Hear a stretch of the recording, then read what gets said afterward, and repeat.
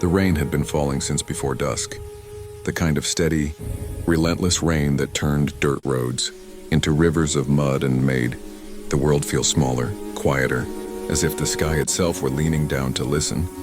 Caleb Hart stood on the wide porch of his ranch house, a lantern hanging from one hand, his tall frame tense as he stared out across the darkened land.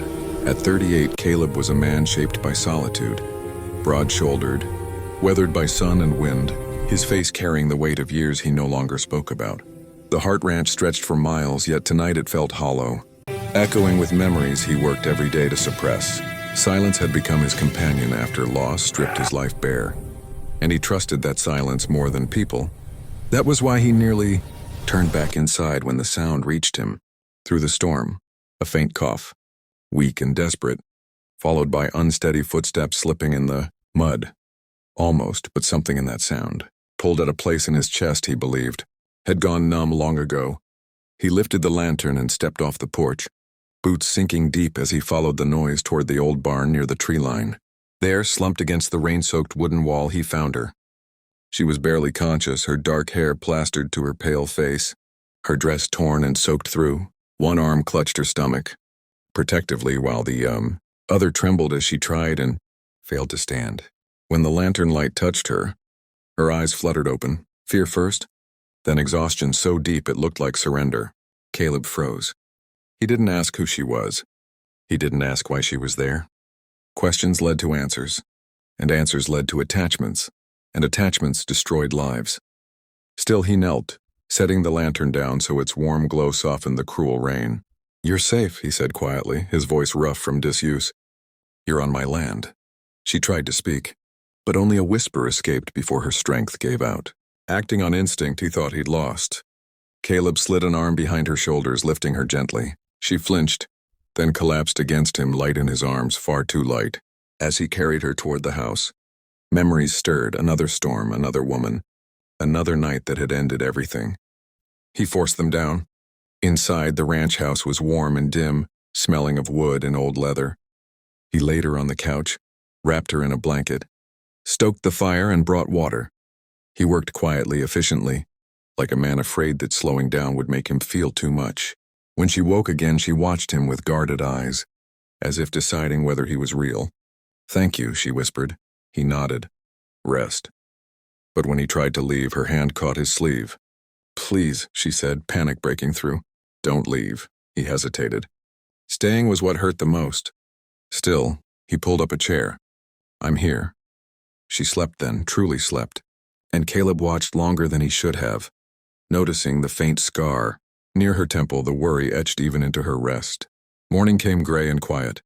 She introduced herself as Eliza.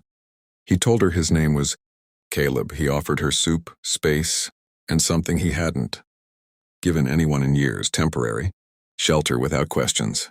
As the day passed, he told himself she would leave soon, that people always did.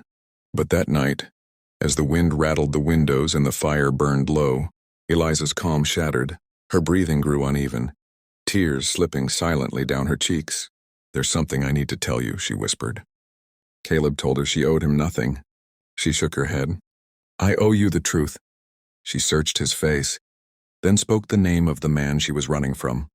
The name that struck Caleb like a gunshot. The room seemed to tilt. That name dragged his past into the light. Memories of betrayal, violence, and a brother he had buried beneath a storm-dark sky. Caleb turned away, gripping the table, forcing himself to breathe. "That man destroyed my family," he said hoarsely. Eliza's voice shook as she told her story then, of charm masking cruelty, of control disguised as care, of the night she fled, knowing if she stayed she would vanish entirely. Caleb listened, every word confirming what he already knew. When she finished, silence pressed in. "You should leave," he said finally. "He'll come." Eliza met his eyes, exhausted but unbroken. "I can't run anymore," she said. "I just wanted one place to breathe." That honesty shattered his defenses. He realized the choice was already made. Sending her away would mean repeating the same cowardice that had once cost him everything. "You can stay," he said, "but you listen to me." The days that followed were tense, quiet, heavy with waiting. Caleb reinforced doors, checked the land constantly, slept lightly. Eliza regained strength helping where she could, learning the rhythms of the ranch. Between shared fear and silence, trust slowly grew. Then one afternoon, a distant engine broke the stillness. A truck appeared at the edge of the property. Eliza went pale. That's him. Caleb sent her to hide and stepped onto the porch. As the man approached, wearing a smile Caleb knew too well. I'm just looking for what's mine, the man said. Caleb stood firm. She's not yours. Words turned sharp. Threats resurfaced, history bared its teeth.